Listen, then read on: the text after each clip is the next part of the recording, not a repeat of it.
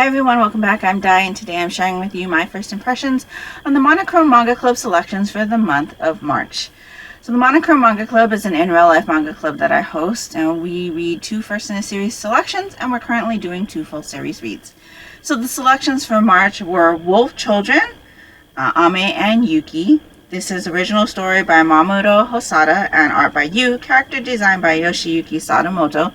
This one is published by Yan Press, rated teen. We also read Volume 1 of Dead Company. This is by Yoshiki Tonogai, published by Tokyo Pop, rated older teen. And our 2 series reads that we are reading through are Haikyuu by Haruichi Furudate. We read Volumes 13, 14, and 15, published by Viz, rated teen. And we are also reading through Tokyo Revengers. We read Volumes 11 and 12. This one is by Ken Wakui, published by 7 Seas, rated older teen.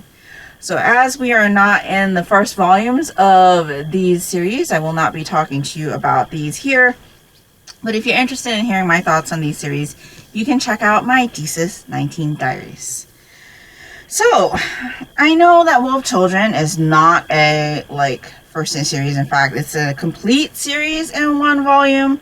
But our Monochrome Manga Club members really wanted to read it, and so we decided to go ahead and read it. I am going to tell you that I did not purchase a copy of it, which is why you're seeing a picture of it here.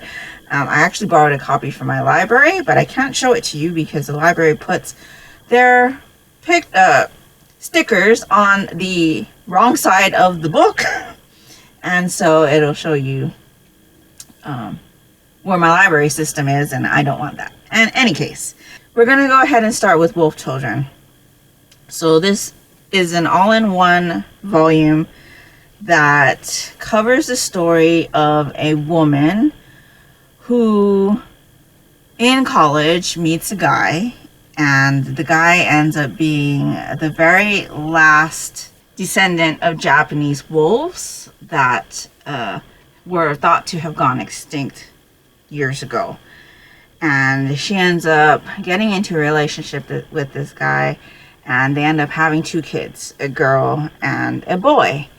And the story is kind of told from the daughter's point of view, and it follows how her mother took care of them, what she had done to keep them safe and their secret, and growing up from when they were little kids through to the early teen years of their lives.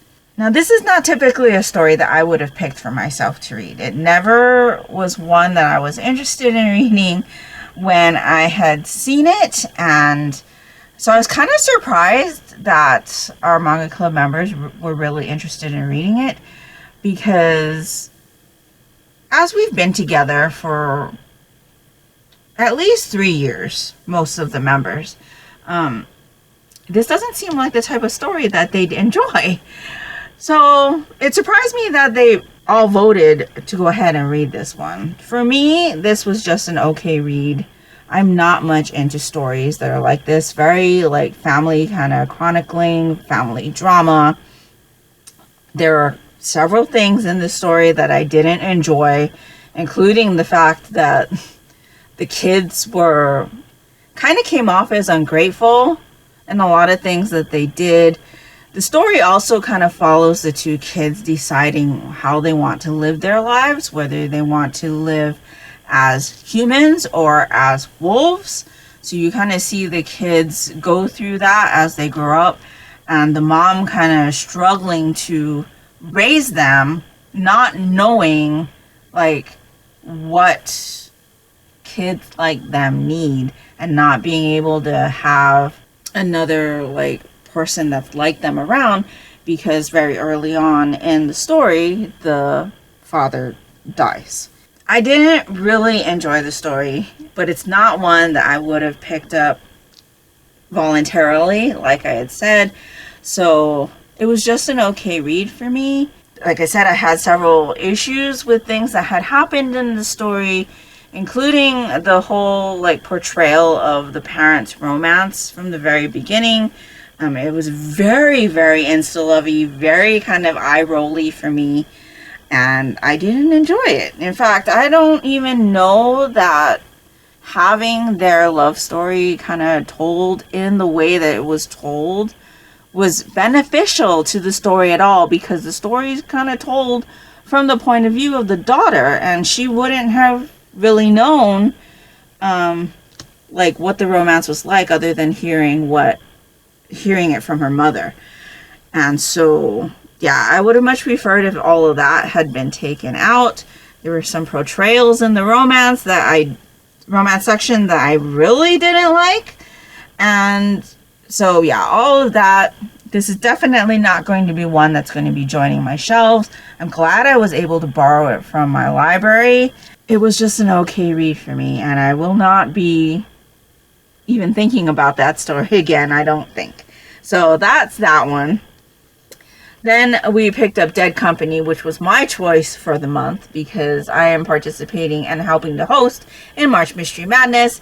And so I definitely wanted to have a selection that was more mysterious to kind of fit in with the readathon that I'm helping to host this month. So this is a story about a guy who survived a battle royale situation. He was the only survivor. Everybody else that had participated in that, or I should say everybody else who was in that situation had died, and he was the only survivor, and he's got trauma from that situation. And so a couple of years have passed, and he hasn't really integrated back into society, but he's now kind of feeling like he's able to, and so he goes out and kind of job hunts a little bit and ends up catching the eye of a video game development company.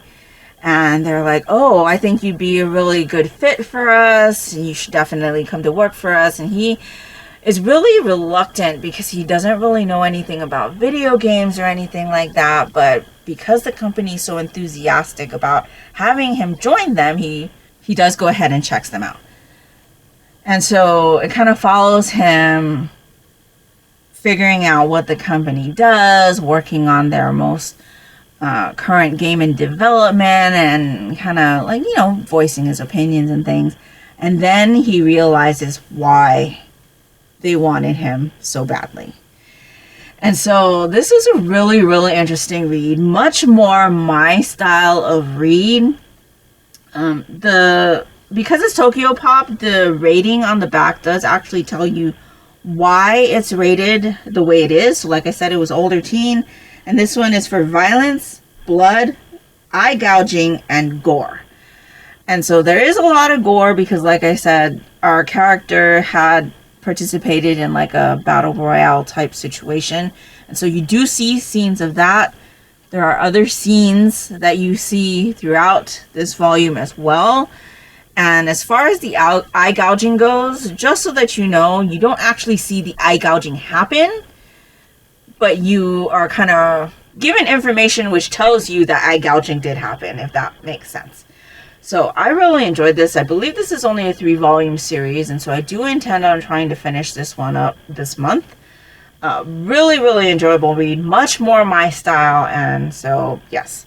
I'm really glad to have finally picked this up. I know this mangaka has done a couple of other different series that I've found interest in trying to check out also, so depending on how this goes, I will probably be checking out other things by this author because this was a really, really intriguing volume and I enjoyed it quite a bit.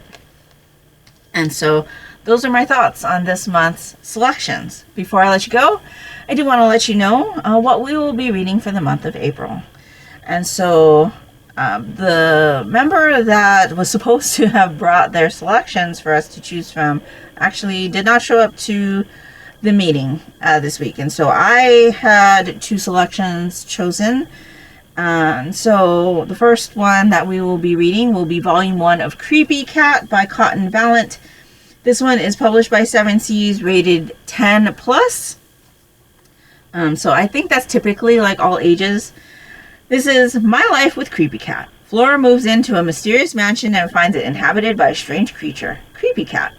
Thus begins her bizarre and sometimes dangerous life with a feline roommate. This gothic comedy brings the chuckles and the chills. And so Art Club actually really enjoys reading cat manga, and so I thought this one might be a nice one to have us talk about. And it does have, it is kind of color inside, so looking forward to checking that one out. And I also chose the Spellbook Library Volume 1 by Uta Isaki. This one is published by Kodansha, rated teen. So this is about a guy who, when he was a child, was a troublemaker and was attacked by a ferocious spell beast. That was until he was rescued by a group of spellbook librarians. So inspired by the librarians' heroic efforts, he vows to turn over a new leaf and become a spellbook librarian to repay their kindness. On the day of his employment exam, he meets another guy, a mysterious young boy who has his own reasons for wanting to work at the library. And together, they set off and join the ranks of the Spellbook Library and begin the long journey to learn just what it takes to become a Spellbook librarian. So it says, in the world of Spellbook Libraries, Spellbook librarians protect town folks from dangerous spell beasts, sealing them in spellbooks that hold more than just magic in this smart new fantasy series. And so I've been really interested in the series. I've seen it a lot on Kodansha's Twitter account. And so, yeah, for a while it's only been on their English first reader portal, I believe. And so I saw this on the shelves when we were at the Barnes & Noble in February. And so I decided to pick this one up. You might have seen it in my February manga haul. And so I'm really looking forward to getting to this one. We will also be continuing our series reads of Haikyuu with volumes 16, 17, and 18. Really looking forward to these volumes. And then volumes 13 and 14 of Tokyo Revengers. Really enjoying this series as well and looking forward to finding out what's going to happen next in that one. And so that's everything I have for you today. Let me know down in the comments below if you've read any of these selections, what you thought of them, but please no spoilers. If you would like to join us in our monthly reads, you can definitely do that by either commenting your thoughts in the videos that I have like these, the series first impressions videos, or you can check out our Discord, which is linked down in the description box below. And if nothing else, and you'd just like to let me know that you were here, if you could leave me a magnifying glass emoji for March Mystery Madness, that would definitely be appreciated and would really help me out. That will do it for me today, so I hope you're all doing great. I hope you're all safe and healthy, and until next time, take care and smile always. Bye.